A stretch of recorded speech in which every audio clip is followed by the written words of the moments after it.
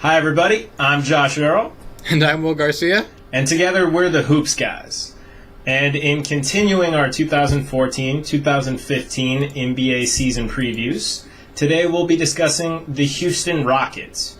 Why don't you tell us a little bit about how their season went, Will?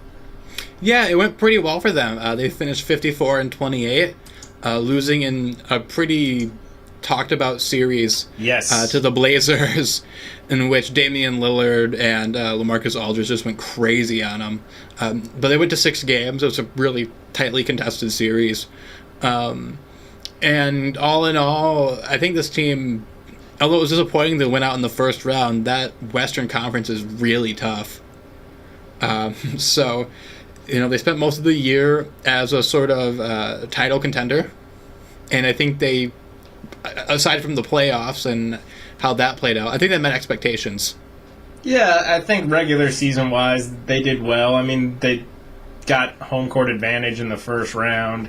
Right. It wound up not helping them, but to touch on how competitive that series was, the clinching Game 6 came down to a last-second three-point shot to seal the deal. So, yep. I mean, it wasn't that far-fetched for them to have gone to Game 7, and who would have known, because that would have been in Houston. Exactly. So, I think overall they did well, generally speaking. Mm-hmm. And there are a couple of reasons behind that. They were really good offensively, primarily because they had, analytically speaking, impeccable shot selection priorities. Yes. They got to the line more than anyone else, and they also cleaned the offensive glass like frickin' Windex. Yeah. So they touched on those 3 areas really well, which obviously helped them. They were 4th in offensive rating, 1st in Ian Levy at Nylon Calculus's XPPS, expected points per shot, which is a great... Cool stat. Yes, a very cool, awesome stat. A cool stat from a cool dude on a cool website. Yes, check out Nylon Calculus. But it's meant to measure shot selection, the value of your shot selection alone. And they crushed it. And then they were also 2nd overall in actual points per shot. So not only were they taking really high value shots, but they were making them. Yeah, they were making them at a higher level than a lot of teams would.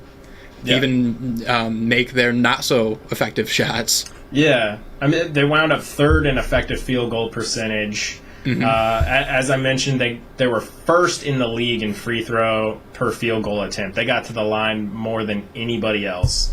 Yeah, they were 3rd in terms of getting shots at the rim, and 8th in terms of converting shots at the rim. They completely avoided mid-range shots, finishing 1st in mid-range TSA, which is another stat from Ian Levy's XPPS numbers. Shout out. They were 8th in taking corner threes, 1st in taking above the break threes, and they wound up going back to the offensive rebounding. They wound up 8th in offensive rebound rate. Yeah. No, they had a really fantastic year on both sides of the floor. I mean, in terms of really being solid defensively and just killing it offensively. Yeah. And there's a couple of reasons for that, and 2 of the big ones are Dwight Howard and James Harden. Yep. Yeah. And they both fit in so well to the concept of Morey ball. In that they combined for 40 points per game, a little over that actually, on 60% true shooting for Dwight Howard and 62% true shooting for James Harden. True shooting is basically just a field goal percentage that takes 3-pointers and free throws into account. The league average, for example, is around 52.5, I want to say. Somewhere around there, 52.5, 53. So for them to be able to be that high above the average and at such a high volume that is a huge asset in terms of scoring. And then, of course, aside from just scoring, Dwight Howard's still a damn good defender. Oh, yeah. Yeah. And James Harden can make a lot of plays happen, just dribble penetration, and is really a solid creator, especially at getting to the line. Oh, yeah. They had a couple other guys stand out. Maybe not to the same extent, but Terrence Jones really grabbed a hold of that starting power forward position and upped his game. On a per 36-minute basis, he improved his points per game, rebounding per game, and all of his shooting percentages. So from the field, goal, three-point, free throw, and free throw. And he also reduced his foul rate and his turnovers. So he definitely stepped up and kind of earned that starting power forward spot. Definitely. He had a solid year. The other guy that I really like, he only played 9 games for the Rockets last year, but what a 9 games it was. Absolutely. They might have found a diamond in the rough of the developmental league in Troy Daniels. Yes, you guys might remember him from hitting the Game 3 overtime game winner against the Blazers in that first-round series. He only played in 5 regular season games and 4 playoff games, but he was electric in them. Absolutely. For anybody who's watched The Chappelle Show, which is one of my favorite shows of all time, he was like Dylon spitting hot fire, only instead of a mic, his weapon was the 3-point shot. Yep. He was scorching. In the 5 regular season games, he shot 48% on 5 threes a game in just 15 minutes a night. Yeah. And in the playoff games, he shot a scorching 53.3% on threes, on 3.8 threes a game in just 17 minutes a night. Yeah, and that's what's so crazy about it. The guy, he got 25 three-pointers attempts in the regular season, and I think that's what you get in the combine too. Now, if a guy goes 12 for 25 from 3 in the combine, it's like, oh, he's pretty good. He's an all right shooter. This guy went 12 for 25 in an actual NBA setting with actual defenses. Yep. That's nuts. Oh, yes. Hopefully, it's not just a thing of sample size, but based on his body of work in the D-League, I think that they are really onto something there. Agreed. A nice backup to Harden at the 2. And yeah, totally different skill set, but still a phenomenal player. Oh, yeah. But not everything went well. No. There was some bad. What didn't work out well for them last year, Will?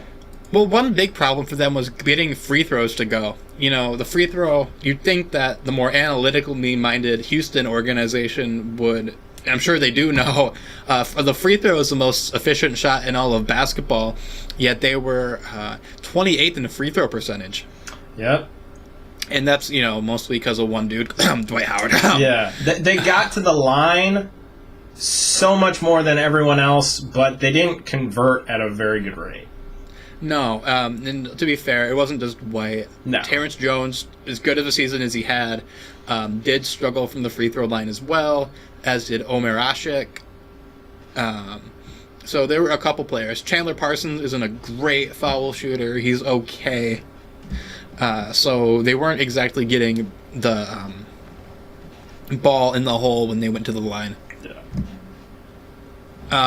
Another thing that they struggled with, and I don't think it makes sense given their game plan, but they were dead last in mid-range field goal percentage. Yeah, well, it kind of makes sense. I don't really fault them since that's so much of a systematic thing, and they're almost explicitly viewing that as like a sin. Yeah. So I don't fault them for that. One other thing they didn't really do that well offensively was they didn't take great care of the ball. They were 28th in turnover rate. Yeah, and Dwight Howard and James Harden both got well over 3 turnovers a game. Yeah. Lynn was up there with 2.5. So I'm not saying that all three of those players are necessarily. I mean, given their role, it kind of makes sense. But James Harden at almost 4 a game is a lot.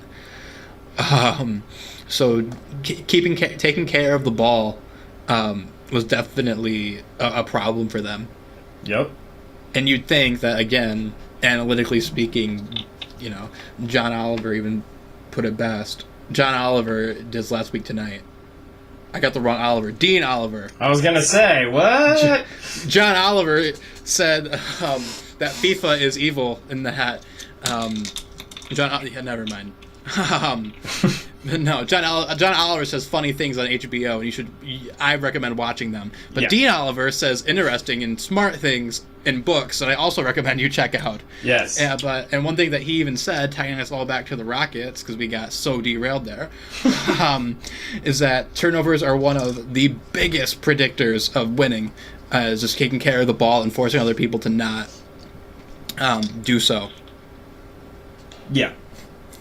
Turnover rate and protecting your possessions are central in his 4 factors stuff, which was a core piece for our analysis of teams. Were the people say 4 factors, but it's really 8 because you got the defensive side of things too. But intriguingly enough, they also didn't really force turnovers defensively either. Yeah. So that they kind of got hit on both sides of the coin with that.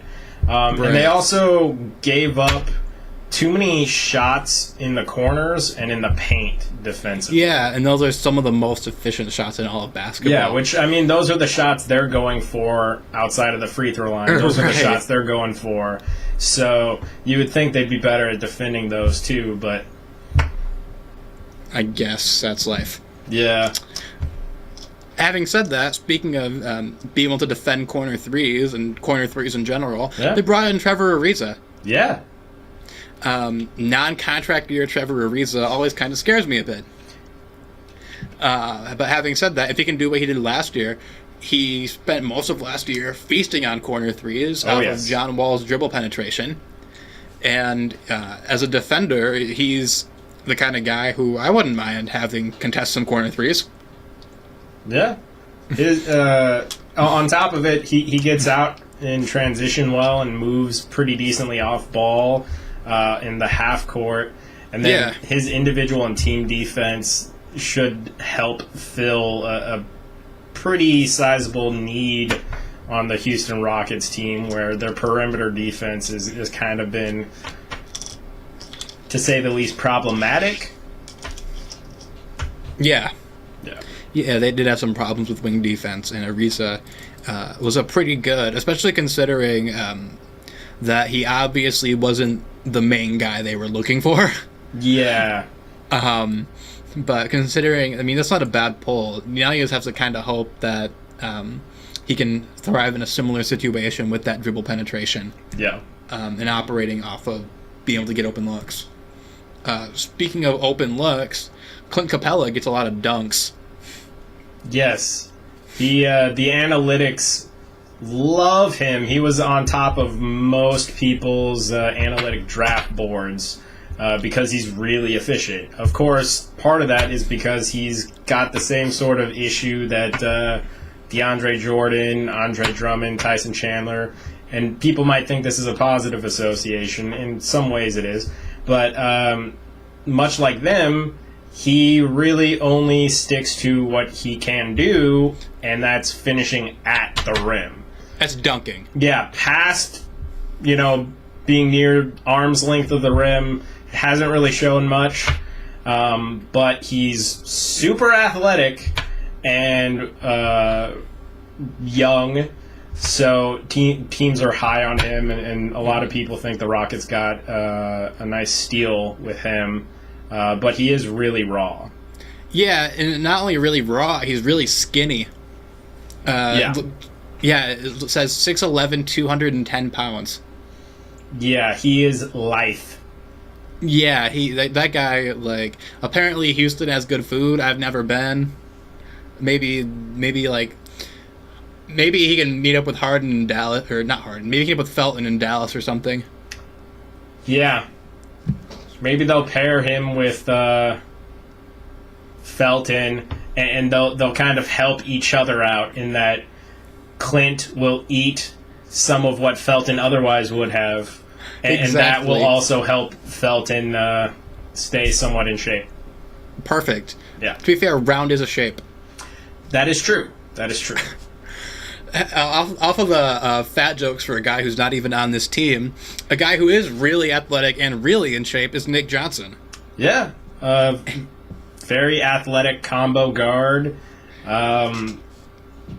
The Rockets have a tendency of generally doing well in second-round bets on players. Mm-hmm. Parsons.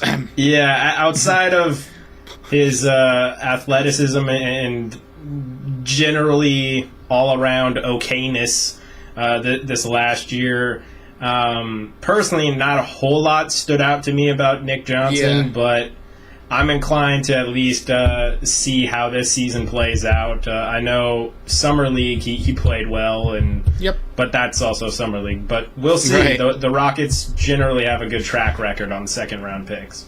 Exactly. And if he can be a solid shooter, like he was the year before this year especially, he was knocking them down pretty good. Of course, with the college 35-ish game season, sample size and statistical noise obviously comes into effect because they might be getting 150 three-pointers, over the course of a season if you shoot a lot.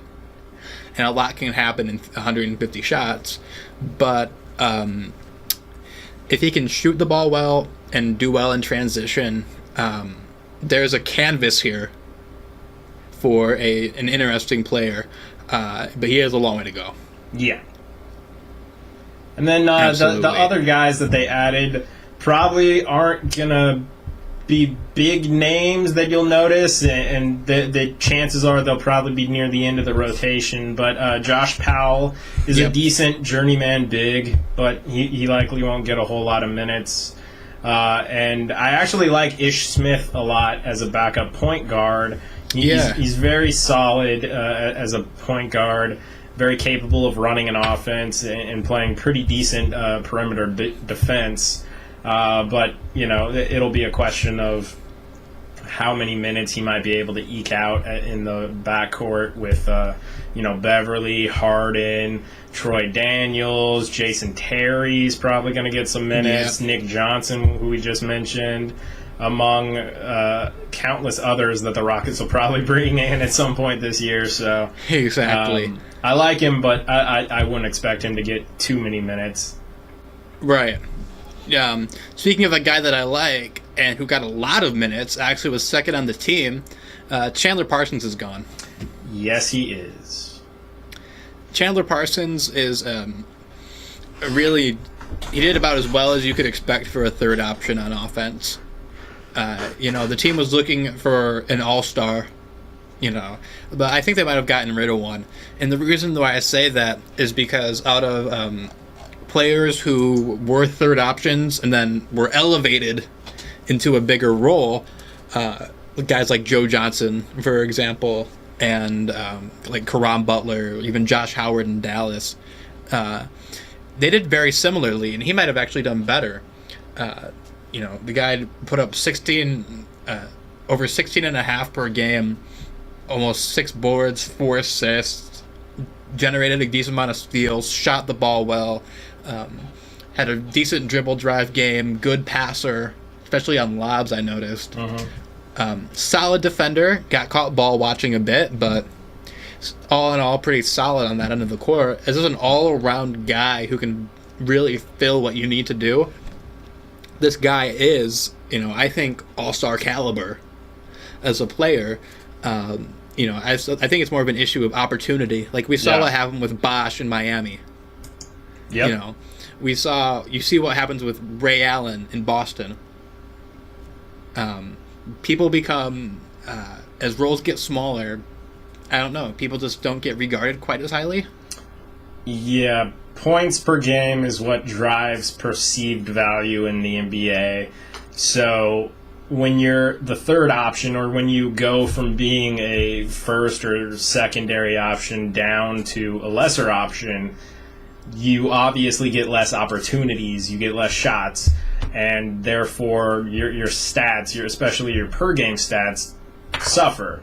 You might still have great like per possession type stats, or even per 36 minutes, however you want to break it down. In fact, you could even improve at that, which is something Bosch has done in his time with Miami. He's become a better player, but people don't necessarily see that reflected because most people are focusing on the points per game totals. Exactly. Yeah. So all in all, I think it's a pretty devastating loss. Ariza has a different skill set. Last year was very effective, much more than usual. Contract year.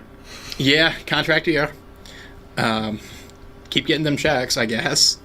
But he doesn't do everything that Chandler Parsons can do. Chandler Parsons doesn't do everything Trevor Ariza can do. But in terms of shot creation, which in this offense is so important, it's a bit of a downgrade. Yeah.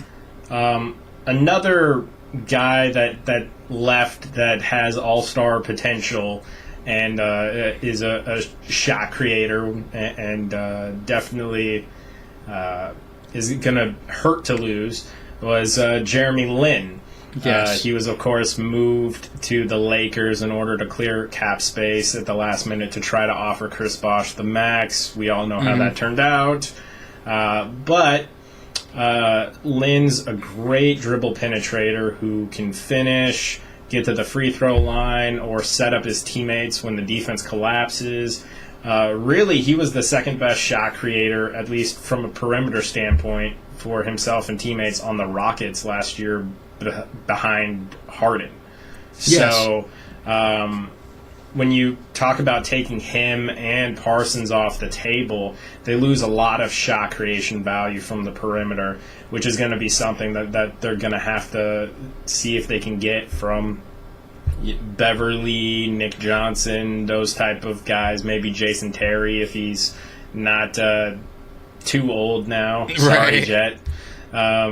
So they're going to have a dearth of shot creation ability now, and a little more is going to be placed on Harden's lap.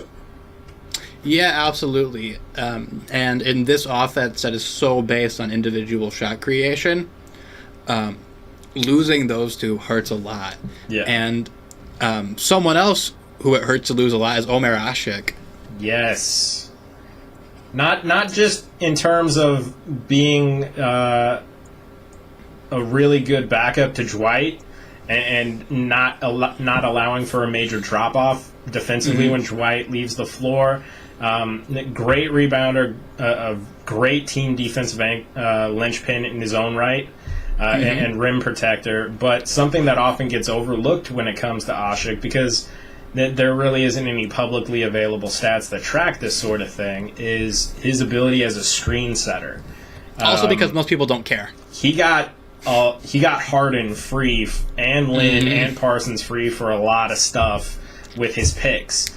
And that is shot creation. Yeah, and, Dwight is very capable of that sort of stuff too, but Dwight doesn't seem to like running pick and roll scenarios as much as he likes getting touches in the post. So, they are losing an element of the offense from Asik as well, even though Asik doesn't look like a offensive threat, really. His picks really have an impact. Yeah, Harden's going to miss him. This is a guy who wanted to start for a really good reason. He is a damn good player. And most teams, on most teams, he would be the absolute, he'd kill it. Yeah. And he killed it last year. But like you mentioned, I think that ultimately the move worked out better for him out in New Orleans, but this team is going to miss him quite a bit, especially considering that there really isn't anybody else on this roster who's able to back up Dwight. Yep. And do things similar. Anytime you can get two top 5 or 6 defensive centers on the same team. Yes. who can anchor a defense and really be so vital to it and just really be kind of like a quarterback on that end of the floor, like you can. And this is basically like the defensive equivalent of having Tom Brady and Peyton Manning. Yeah. On the same team, and one has to back the other one up on defense, just specifically. Yep. So that's going to really be missed, and they're pretty thin without him. Yeah. The only other kind of departure was Jordan Hamilton, who was himself just kind of like a trade deadline acquisition in the first place. Yeah, he played like 20 games for him. So he won't be missed much in Houston, although they don't have a whole lot of wing depth. But the big losses are going to be the Ashik, Lynn, and Parsons. Yeah, this is a team that lost 3 major starting caliber players. Yep. And because of that, it shouldn't be surprising that their possession delta, which is a cool little stat I came up with, I guess. Actually, no, I guess about it. I did come up with it. Yes.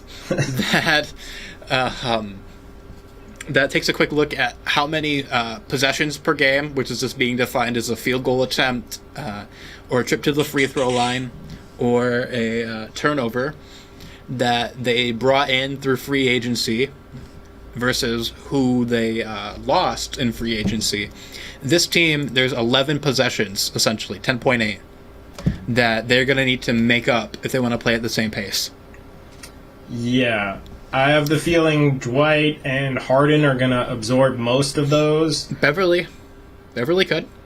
He might get some, but he's not in a timeshare really anymore, so I wouldn't be surprised. I get what if he you're got more saying, minutes. but Beverly's also not an offensive guy for them, really.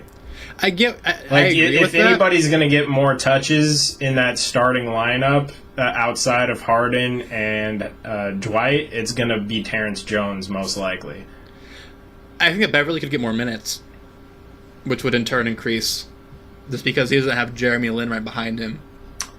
I don't disagree, but I think it's not going to be Beverly's going to like be more like the fourth.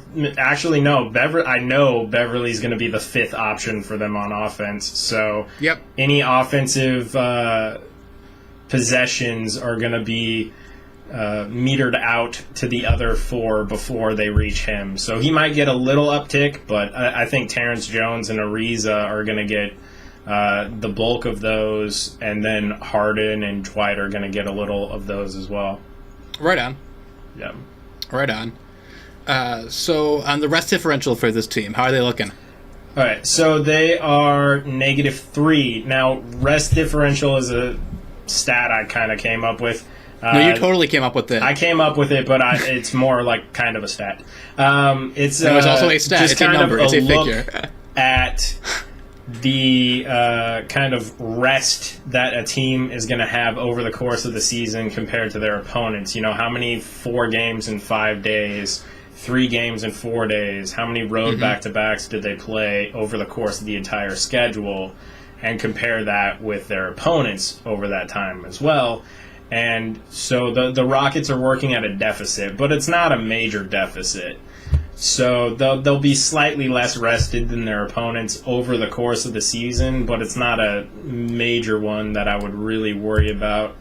Although you factor in the loss of depth now, and it could swing a few games against them just if the new depth doesn't step up the way they can when, you know, Dwight or James, who are, you know, playing heavy minutes, are feeling a little less than 100% rested.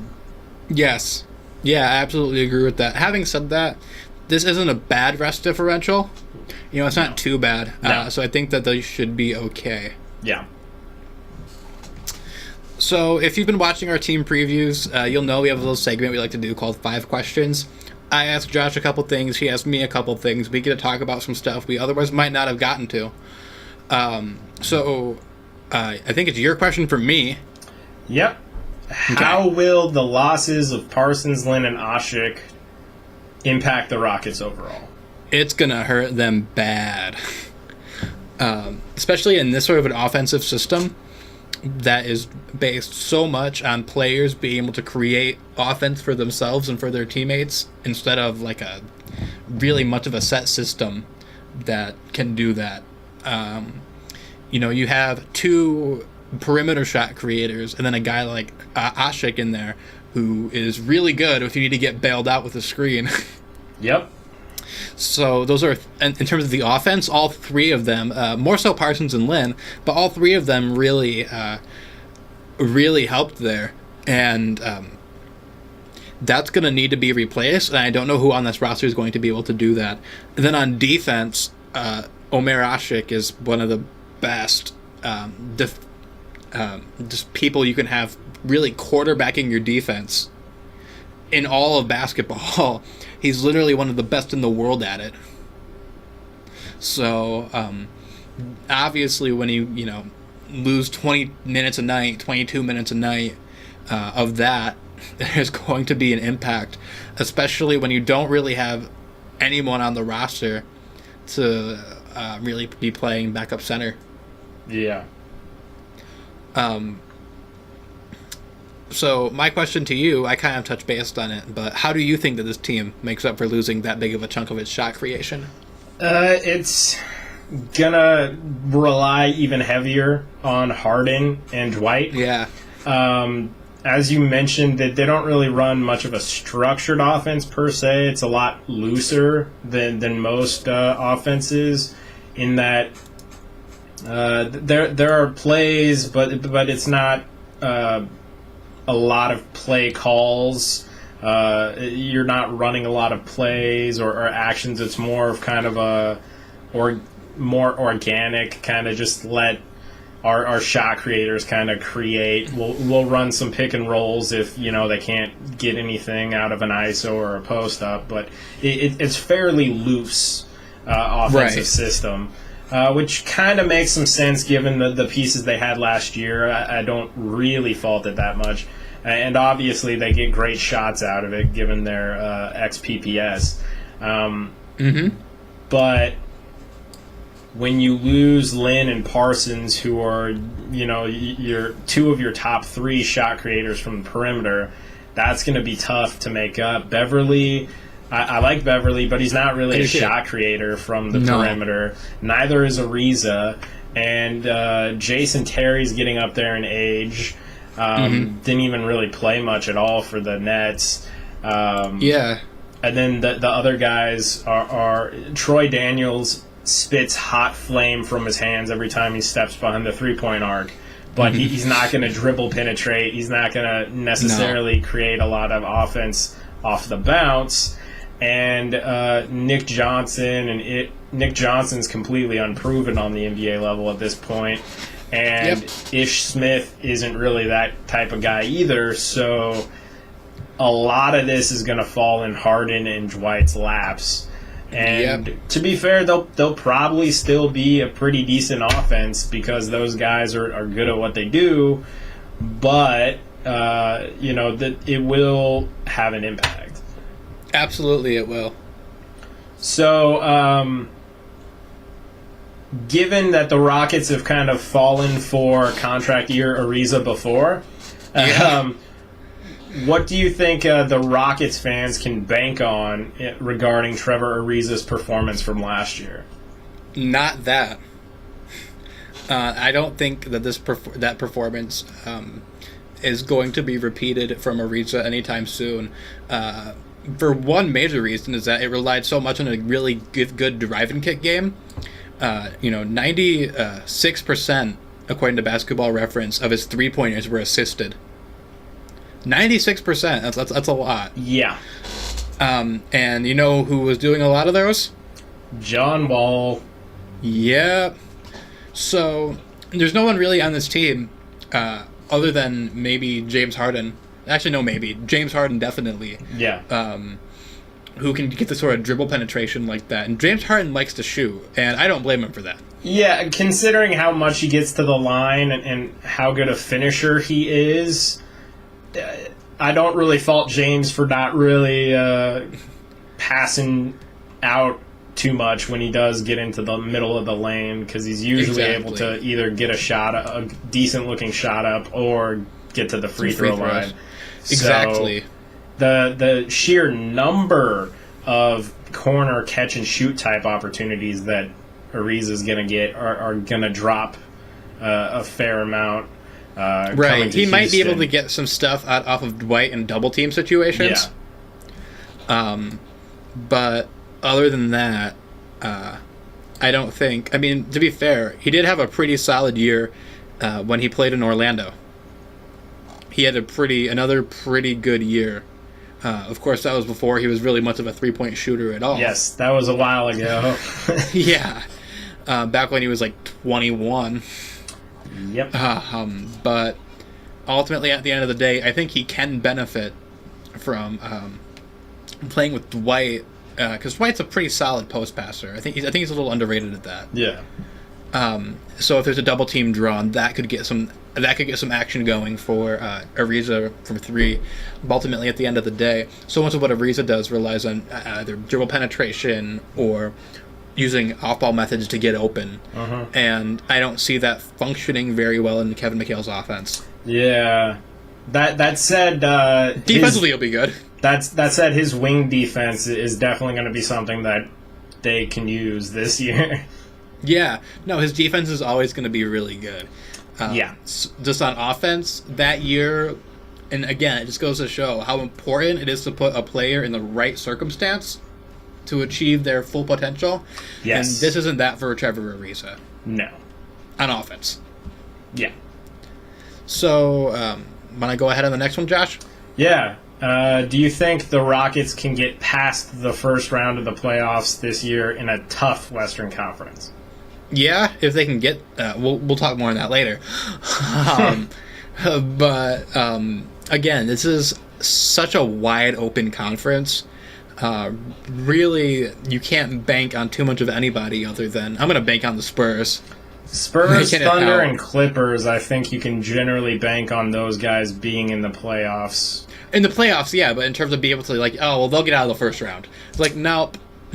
Well, it's not even then, I mean... Go back, I think it was 2008. Yeah, the Spurs got bounced in the first round by Memphis, in part because just tough matchup and Manu had a broken elbow. But, depending on matchups and health, 1 through 8 in the West can be really deadly. So 1 through 10 in the West can be really deadly. Maybe. At least 1 through 8 is deadly. We know that for sure. So it's a dogfight in the playoffs in the West, and Houston has the ability to get out of the second round. I mean, not many people can top a 1-2 punch of Dwight and James Harden over the course of a 7-game series. Nope. But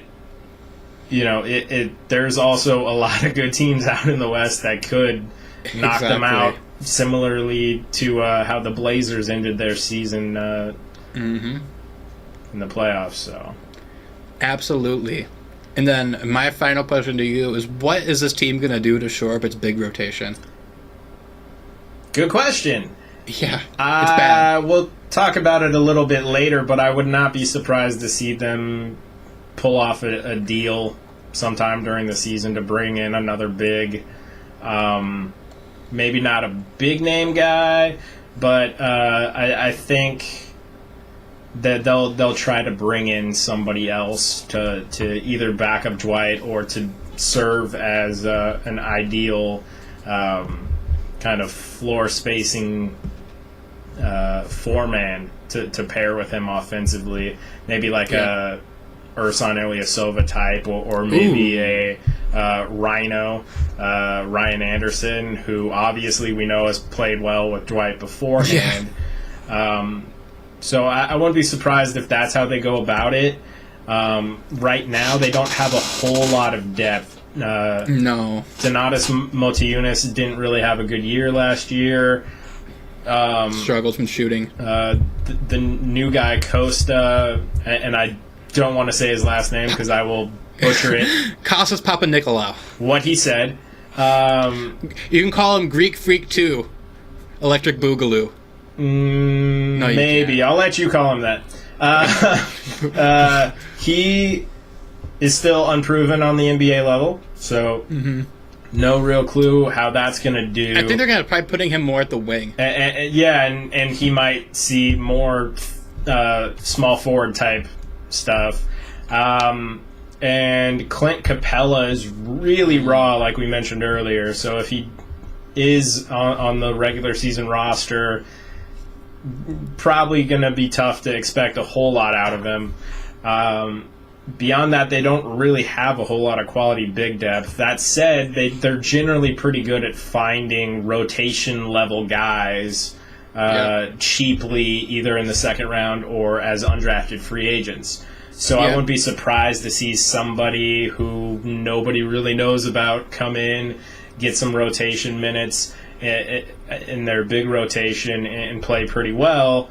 But I have the sense that they might make a deal to kind of get some more quality big depth, or to bring in another perimeter shot creator like we were mentioning that they lost out on with Parsons and Lynn departing. Exactly. And don't be surprised if they pick up somebody from Rio Grande Valley.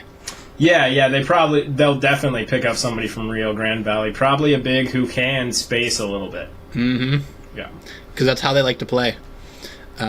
All threes in layups. But anyway, one thing that we like to do is a segment called 20-50-80. And what it basically entails is Josh and I give our predictions for the teams that we're going over. And we give a prediction that we think is 20% likely, 50% likely, and 80% likely to happen. And this allows us to go off the deep end and say some crazy stuff that otherwise we'd probably really regret. Yes. And on the other side of that, it allows us to talk about things that we actually think are going to happen. So, Josh, want to get things started with your predictions? Well, building on what I just mentioned, I think it's 20% likely that the Rockets pull off a mid-season deal.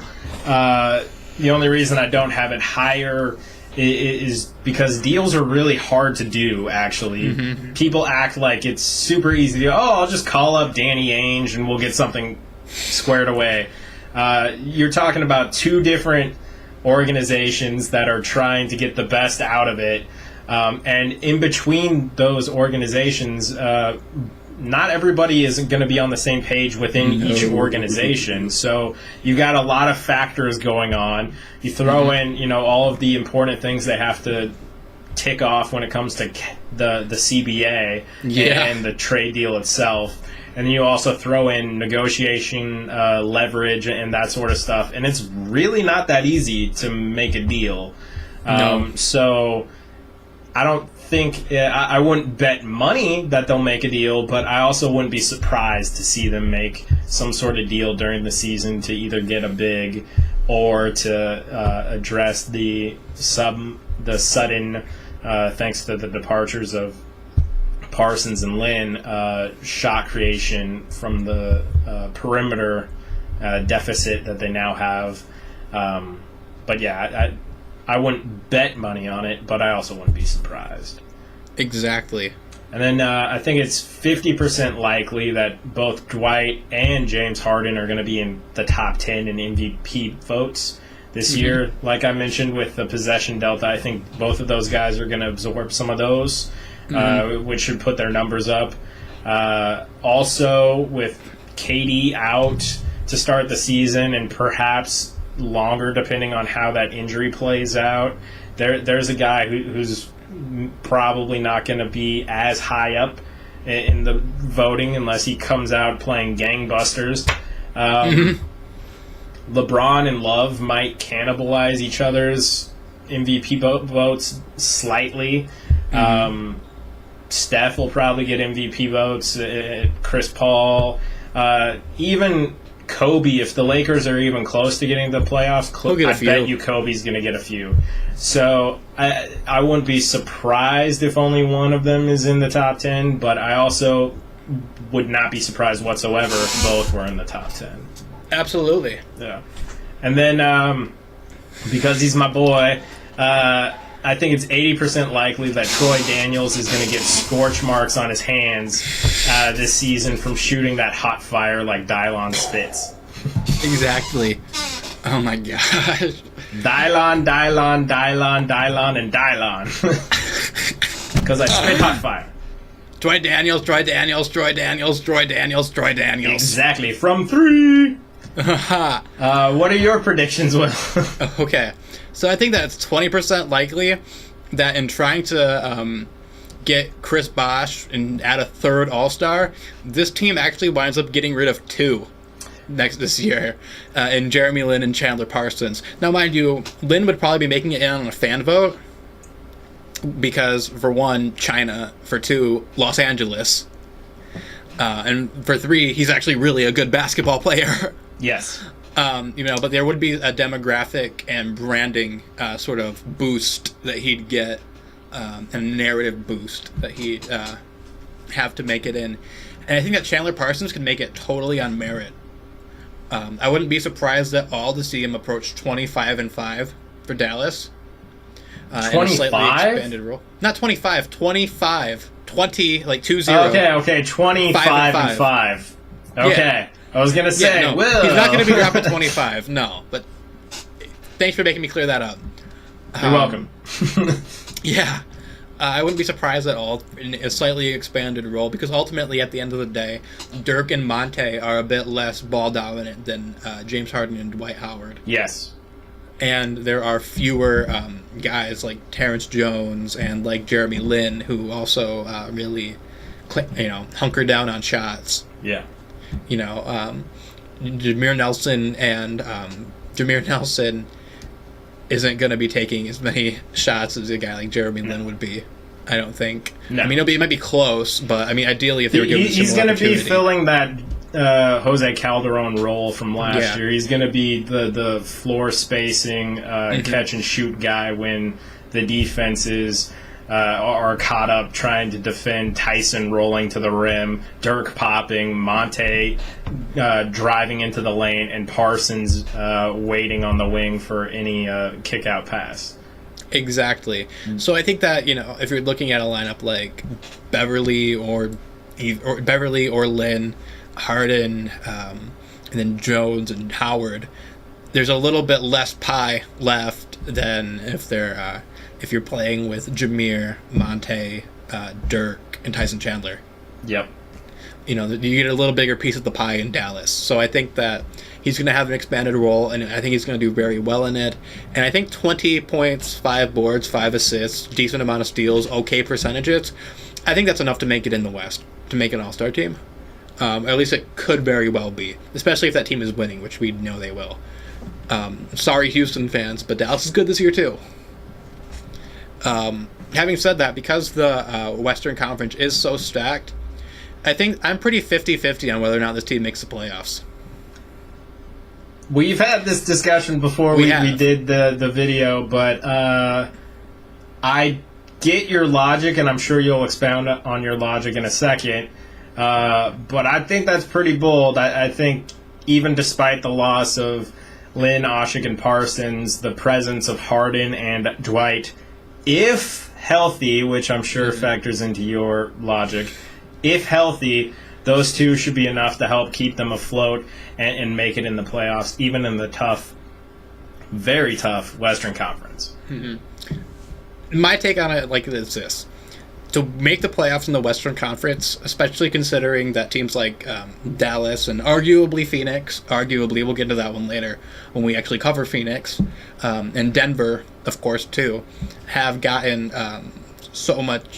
better, for one. Even Memphis got better when they added in Vince Carter to help in with some of their spacing problems. Mm-hmm. Pelicans got Oshik. Yeah. And Ryan Anderson's going to be healthy, hopefully. So there are a lot of teams here that got better And a lot of them who were competing anyway, have gotten even better. So I think that if you want to be a Western Conference playoff team, 50 wins is basically what you're aiming for. And this is a team that got 54 last year, which is pretty close.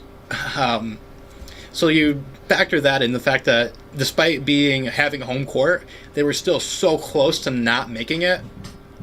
Then you double that with the fact that this offense relies so much on individual players being able to create offense, and they lost two of their biggest players who can do that. Replace them with Trevor Ariza, who can't do that, and they got rid of their bailout guy in Omer Asik. So that doesn't really help them all that much. I think it's going to hurt them defensively a bunch if Dwight Howard can't play. Like, what happens if either one of Dwight or Harden, even if one of them is gone for a game, right? Because, let's face it, if they both play 75 games, that's a healthy year. So that's 12 games where that team is going to be bad. Even if you get rid of just one of those guys, I don't know if it would make really them struggling. Bad by Western Conference standards. If they lose either of those guys, or God forbid both of those guys, for a significant stretch of time, then yes, I would use the term bad. But that's why I said, in terms of for that individual well, you said game, for the 12 games that those guys might miss, but you said bad as... The emphasis on bad made me want to comment in that if it's one of those guys missing, like if it's Harden sitting out but Dwight's in, they'll still be competitive enough where I wouldn't be calling them bad with such fervor. So you think that Dwight Howard, with basically no one else who can create a shot, is good? Did you watch Orlando towards the end? Like, you watched Rashard Lewis and Hedo Turkoglu basically. Rashard Lewis couldn't create his own shot, but he could at least. Haydu was a good pick and roll guy, but Dwight was the entire fulcrum for that team. They had nobody even remotely close to James Harden. No, they didn't. But they actually had Stan Van Gundy. Yes, and they had a really killer. They had a pretty killer system in place too. This team doesn't have that. They play a different way. So I get your it does argument. not work well with the way they're playing. I get your argument. I just disagree on the fervor with which it's done. All I'm saying is that this team might win 49 games. And I don't disagree. If injuries are a problem, that could be the case. Yeah. I think that the loss of those three players could easily knock a team like this back 4, 5, 6, 7 games. Especially considering the way they play, and maybe Mikal makes some adjustments because he might be forced to. But ultimately, at the end of the day here, losing three guys like that, when you're already so... It looks comfortable when you see, they have home court, this, that. But ultimately, at the end of the day, it was not. The Western Conference from, 4 through 10 were pretty gridlocked. It's so stacked. Yeah. That I would not be surprised if a team like Phoenix can jump them, or if a team like Denver, if they get their rotations right, which is a huge if, can jump them. I would not be shocked at all seeing one of those two teams come in. And really right now, with what they've lost, this is the weakest team that made the playoffs in the Western Conference last year, based on the current rosters. What's your 80%? Yeah. My 80% is that this team addresses the loss of Omer Asik in a way where they, like you mentioned, could trade for or might potentially sign a backup center. It'll be interesting to see if they might be getting in some sort of a bidding war with the Warriors. For an Emeka Okafor type. Yeah. I would not be surprised seeing that at all. Yeah. I would not be surprised if they could, if they address that problem, because it is, a bit of a problem for them not even having a backup center. Yeah. So I would not be surprised at all for them to address that. So ultimately, at the end of the day, is this team going to be good? I think they'll be good, but likely not great. Yep. Yeah, I can agree with that. This is going to be a step back. Yeah. It might be it might be a little step back. It might be a medium step back. And really, in such every game is so, close, and everything is so, all these teams are so just gridlocked. So match up just so tightly with each other. That could be a big problem, I think. But ultimately, at the end of the day, there are still ways that this can be adjusted. I would not be surprised at all to see more, to be fair, Mikal's offense did make a lot of sense when you have, guys who can do those things. And now that they're gone, he might adjust. And if he can adjust, then I think it looks more on the up for them. I don't think that they're going to be able to do as well as they did last year, playing the same way they did last year. Ultimately, at the end of the day, that's just me, though. There are definitely there are so many ways this could break out, and in a Western Conference where nobody can really be sure of anything, this is a team that you're really going to need to keep your eyes on. If I'm a Western Conference fan in general, I'm terrified. Yeah. I am scared. Unless you're a Spurs fan, we Spurs fans don't really have too much concern in terms of making the playoffs, at least. Right. Yeah. So, ultimately, at the end of the day, do you have any final words? Hot fire? Hot fire. I think that wraps it up, everybody. Feel free to leave a thumbs up if you like this video. Leave a thumbs down if you didn't like the video. Maybe leave a comment letting me know how crazy I am for thinking this team won't make the playoffs. Actually, I don't think they won't make the playoffs. I think there's a chance they don't. Or anything else you have to think about the Rockets season this upcoming year. And if you like this video, we have many more team previews that we've done, and many more we're doing. We're going to get through all 30 teams. We try to release them Monday through Friday at around noon Eastern Standard Time. So that'd be 9 o'clock for the people on the West Coast. And I think that's a wrap. Yep. All right. It's been a blast, guys. Have a good one. Take care. Bye.